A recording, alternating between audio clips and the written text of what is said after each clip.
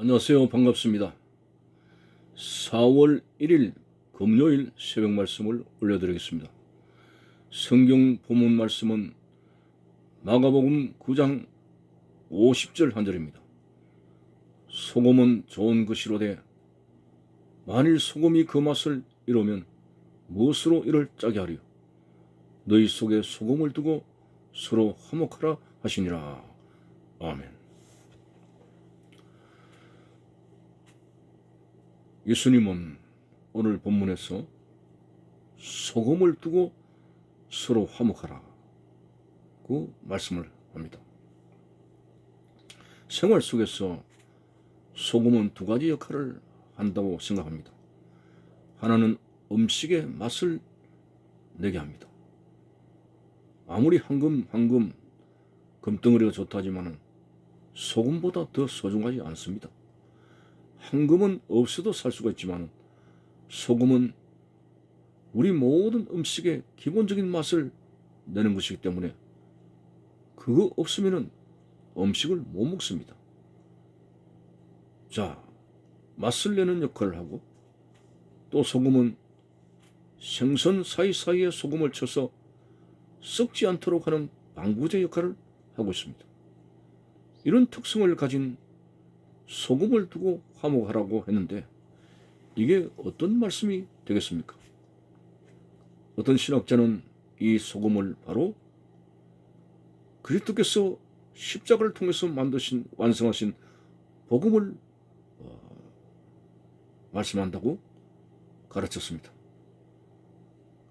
그렇습니다. 복음이 뭡니까? 우리가 이 땅에서 우리의 죄로 인해서 지옥불로 떨어질 수밖에 없지만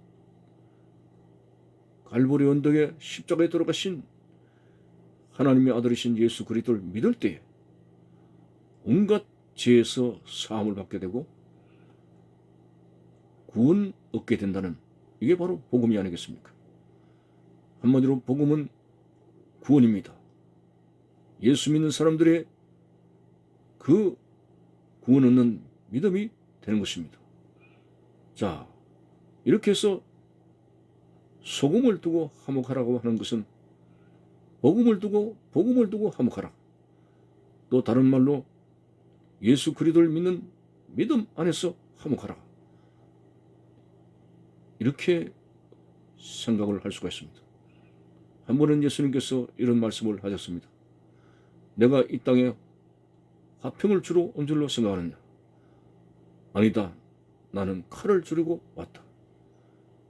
며느리와 시어미가 분쟁을 하며 부모와 자식이 서로 나누어지며 이런 전혀 예수님답지 않으신 말씀을 하게 되는데 그것은 오늘 본문과 관련되어 생각해 볼 때에 복음, 다시 말해서 예수님을 믿음으로 구원받는 이 신앙 없이는 아무리 가정적으로 화목한들 그게 진정한 화목이겠느냐.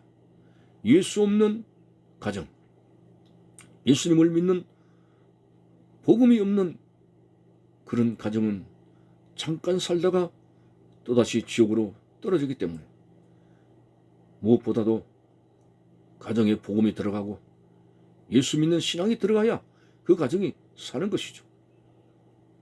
그럴 때에 진정한 화목이 있는 것이지 소금을 빼고 나서 복음을 빼고 나서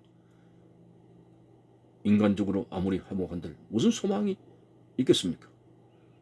에스겔 골짜기에 죽은 뼈들이 하나님의 말씀이 들어갈 때 수북히 쌓인 뼈들이 살아난 것처럼 하나님의 말씀이 들어가고 복음이 들어가고 예수 믿는 구원의 신앙을 가지게 될 때 비로소 희망이 있게 되는 것이며 삶의 행복이 있는 것이기 때문에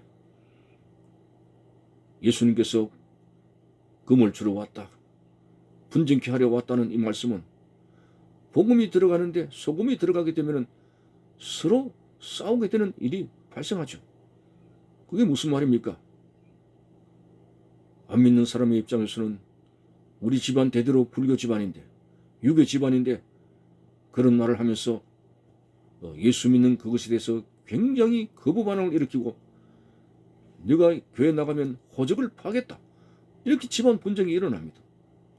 이렇게 분쟁을 가져온다 할지라도 그 가정이 소금이 들어가야 되고 복음이 들어가야 되고 예수 믿는 구원의 신앙이 들어가야 그 가정을 살리는 것입니다.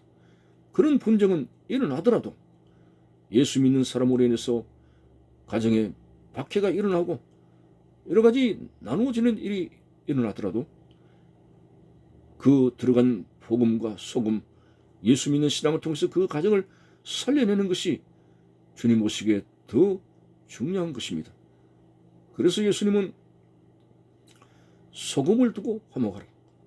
소금 없이는 아무리 인간적으로 화목하더라도 그 가정의 행복이라고 하는 것은 있을 수가 없습니다.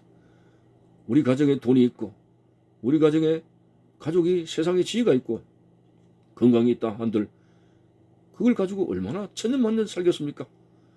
욕심이 잉태한 적 죄를 낳고 죄가 장성한 죽음이 되느니라 하는 죽음의 운명에 사로잡힌 인간들에게 가장 중요한 것은 돈과 부귀 영화를 두고 화목하는 것이 아닙니다. 소금을 두고 복음을 두고 예수 믿는 신앙을 두고 진정한 화목을 가지게 될 때에 영생복락 없는 희망이 있는 것이고 그런 소망을 따라 살아갈 수 있게 되는 것이죠.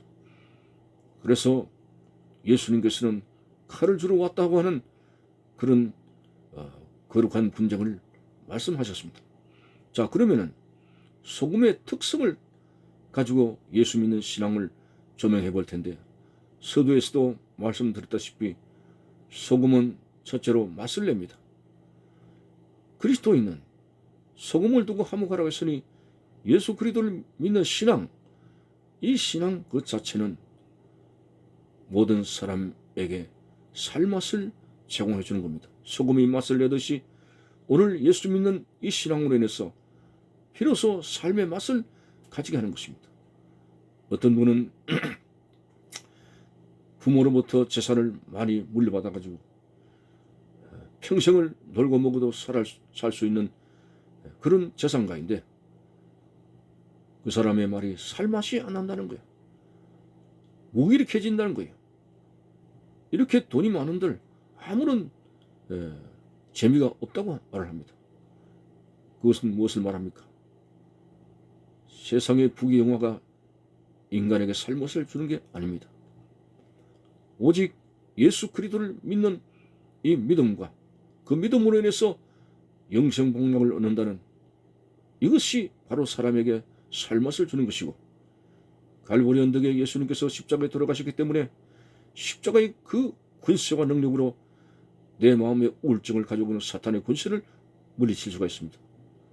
여러분, 심지어는 예수 믿는 사람까지도 마음이 슬프다, 우울하다는 생각에 사로잡히는 신자가 있습니다. 그럴 수가 있는 것이죠.